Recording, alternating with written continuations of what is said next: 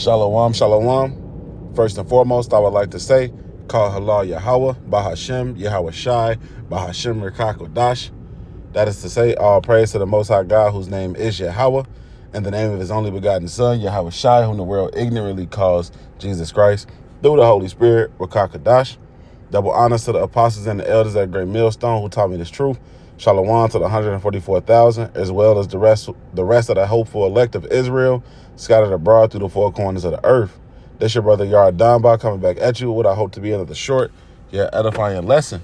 All right, and I'll probably title this something to the effect of Esau got a judgment. He got a judgment coming. Something about that, but that's what this video is going to be about, man.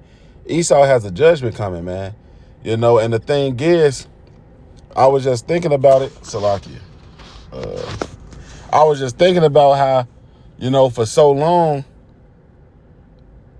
he was able to trick people and to deceive people and thinking that he was this good guy and that everything that he did was right and so on and so forth, man.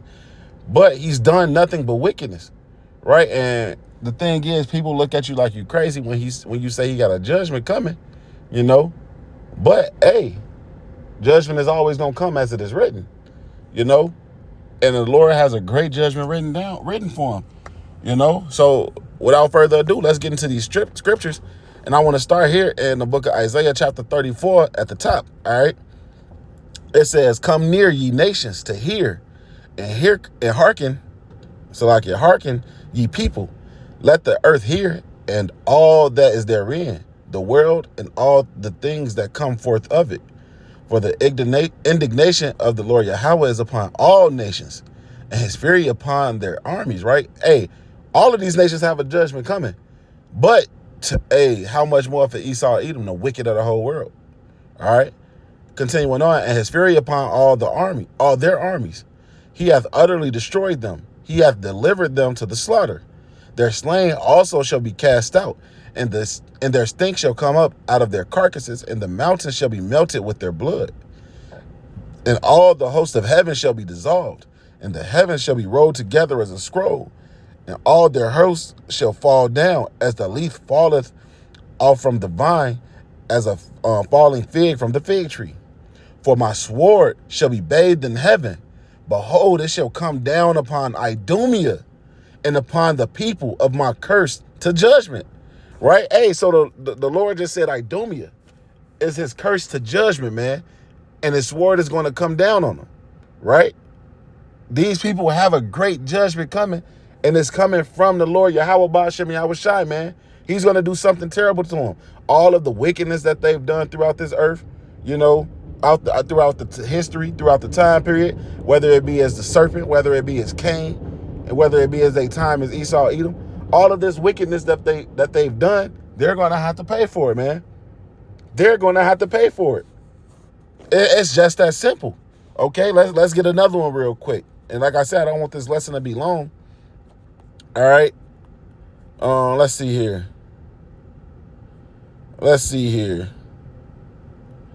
Yep. And we understand that this is talking. So let's. This is the book of Isaiah chapter 14. We can read the top real quick and we'll jump around on this one. All right. So this is Isaiah 14. "For the Lord Yahweh will have mercy on Jacob and will yet choose Israel and set them in their own land. And the stranger shall be joined with them, and they shall cleave to the house of Jacob," right? Going into the Israelite foreigners. Verse 2, "And the people shall take them and bring them to their place. And the house of Israel shall possess them in the land of the Lord Yahweh for servants and handmaids. And they shall take them captives, whose captives they were." Whose captives were we, man? Whose captives were we? Okay, that's part of their judgment. "And they shall rule over their oppressors." Salakia. All right. So yeah, man, that's what that's talking about. And then we get to this part here where it says, we're gonna read a little bit. Okay. We have to understand that this is talking about, we can just read a little bit because it's going to tell you that it's talking about the king of Babylon, which is talking about modern day Babylon and Babylon the Great, which is ruled by Esau, Edom. It says, "And it shall come to pass in the day that the Lord Yahweh shall give thee rest from thy sorrow and from thy fear and from the hard bondage wherein thou wast made to serve. Thou shalt take up this proverb against the king of Babylon and say, how hath the oppressor ceased? The golden city ceased. The Lord hath broken the staff of the wicked and the scepter of the rulers. He who smote the people in wrath with a continual stroke. He that ruled the nations in anger is persecuted, and none hindereth. The whole earth is at rest, it is quiet, and they break forth in singing, right? So that's just showing you that it's talking about Esau, Edom. Let's jump down here to verse 12. It says, how art thou fallen from heaven, O Lucifer, son of the morning? How art thou cut down to the ground, which didst weaken the nations? For thou hast said in thine heart, I will ascend into heaven. I will exalt my throne above the stars of the Most High. I will sit upon the mount of the congregation in the sides of the north, and I will ascend above the heights of the clouds. I will be like the Most High. Yet thou shalt be brought down to hell, to the sides of the pits. They that see thee shall narrowly look upon thee and consider thee, saying, is this the man that made the earth to tremble and that did shake kingdoms? Right? So, hey, it keeps showing you that it's talking about a man, and it told you it was the king of Babylon earlier, right? But let's see what it says here, right? Getting down to the judgment, verse 21, Isaiah 14 and 21, it says, prepare slaughter for his children, for the iniquity of their fathers, right? So that go into all you people, all you Edomites say, oh, well, I didn't own any slaves. It wasn't me. It was my ancestors. Well, you are your ancestors, nigga. And the Lord got something for you. All right? Isaiah 14 and 21 again. Prepare slaughter for his children, for the iniquity of their fathers, that they do not rise nor possess the land, nor fill the face of the world with cities. For I will rise up against them, saith the Lord Yahweh of hosts, and cut off from Babylon the name and remnant, and son and nephew, saith the Lord Yahweh. I will also make it a possession for the bitter and pools of water. I will sweep it with the besom of destruction, saith Yahweh of hosts. All right. So yeah, man. Hey, again, another scripture speaking on the judgment that is coming to Esau, Edom. He understands that his time is short, man. He understands that his time is short, and there's something coming for him. Let's get another one real quick. Let's go here to the book of Obadiah. All right. Let's see here. We're going to jump around a little bit in this one too. All right.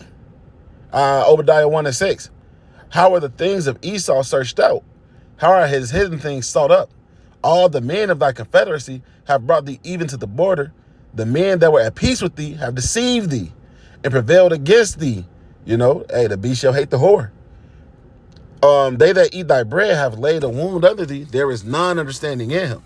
Shall I not in that day, saith the Lord Yahweh, even destroy the wise men out of Edom, and understanding out of the mount of Esau, and the mighty men, O Taman, and thy mighty men, O Taman, shall be dismayed, to the end that every one of the mount of Esau shall be cut off by slaughter. For thy violence against thy brother Jacob shame shall cover thee, and thou shalt be cut off forever. Right? Hey, it's there, man. It's there. Let's go down a little bit. Obadiah 1 and 17. But upon Mount Zion shall be deliverance, and there shall be holiness, and the house of Jacob shall possess their possessions. And the house of Jacob shall be a fire, and the house of Joseph a flame, and the house of Esau for stubble. And they shall kindle in them and devour them. And there shall not be any remaining of the house of Esau, for Yahweh hath spoken it. Who spoke it? We didn't speak it. We didn't just write this down randomly. It says that the Lord Yahweh Ba'Shemi Yahushai spoke this, man. It's a judgment coming for this man. Point blank, period. It's no way around it. It's no way to get around it. All right? He has to go down, man. He has to go down. All right? And let's see. Let's get one more. Do I want to do the Amos? What is it? Amos 3? No. Is it Amos 9? Salakia. No. Salakia. I know what I'm looking for. Is it Amos? Salakia. Oh, okay. It was Amos 9. Okay. Amos 9 and 11. In that day will I raise up the tabernacles of David that is fallen, and close up the breaches thereof.